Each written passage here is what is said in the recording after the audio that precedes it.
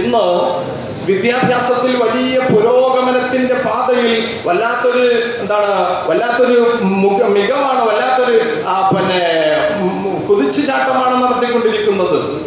ചുരുങ്ങിയ കാലയളവിൽ എത്രയോ അദൃശ്യമായ, എത്രയോ അസാധ്യമെന്ന് അവിചാരിതമായി കരുതിയ പല എണ്ണമറ്റതായ ഒരുപിടി കണ്ടുപിടുത്തങ്ങളാണ് കണ്ടുപിടിച്ചുകൊണ്ടിരിക്കുന്നത് ആധുനിക മനുഷ്യൻ.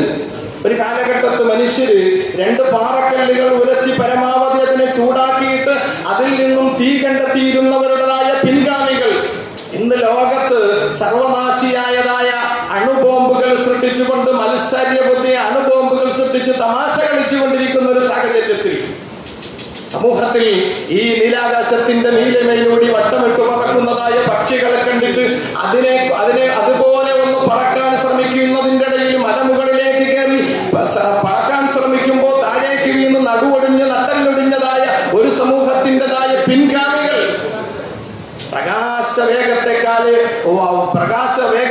വല്ലാത്ത വേഗതയുള്ള പേടകങ്ങൾ സൃഷ്ടിച്ചിട്ട് ഗ്രഹങ്ങളിൽ നിന്നും ഉപഗ്രഹങ്ങളിലേക്ക് സഞ്ചരിച്ചു കൊണ്ടിരിക്കുന്ന ഈ ഒരു കാലഘട്ടത്തിൽ ഇന്നലെകളിൽ സമൂഹത്തിൽ നമ്മൾ വിദ്യാസമ്പന്നരെന്ന് കരുതിയവർ, ഇന്നലെകളിൽ നാം സമൂഹത്തിൽ വലിയ സ്ഥാനം നൽകിയതായ ഒരു വിഭാഗം ഒന്നും തിരിച്ചറിവില്ലാത്തതായ അവിവേകികളായ അതപ്പതിച്ചു പോകുന്നോ എന്ന് സമൂഹത്തിന്റെ ചില പത്രമാധ്യമങ്ങളിൽ നിന്നും കാണുന്ന വാർത്തകളിലൂടെ നാം ഞെട്ടിപ്പോവുകയാണ്.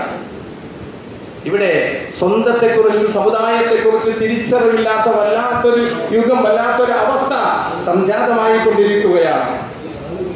ഈ ഒരു സാഹചര്യത്തിൽ സാമൂഹിക സേവകരായ നാം ഓരോരുത്തരും, എന്നെയും നിങ്ങളെയും സംബന്ധിച്ചിടത്തോളം നമ്മുടെ സാമൂഹിക സേവകരാണ്. നമുക്ക് ഇവരോട് വല്ലാത്തൊരു പ്രതിബദ്ധതയുണ്ട്, ധാർമ്മിക ബാധ്യതയുണ്ട്. ആ ധാർമ്മിക ബാധ്യത നമുക്ക് കാത്തു സൂക്ഷിക്കാൻ കഴിയേണ്ടതുണ്ട്.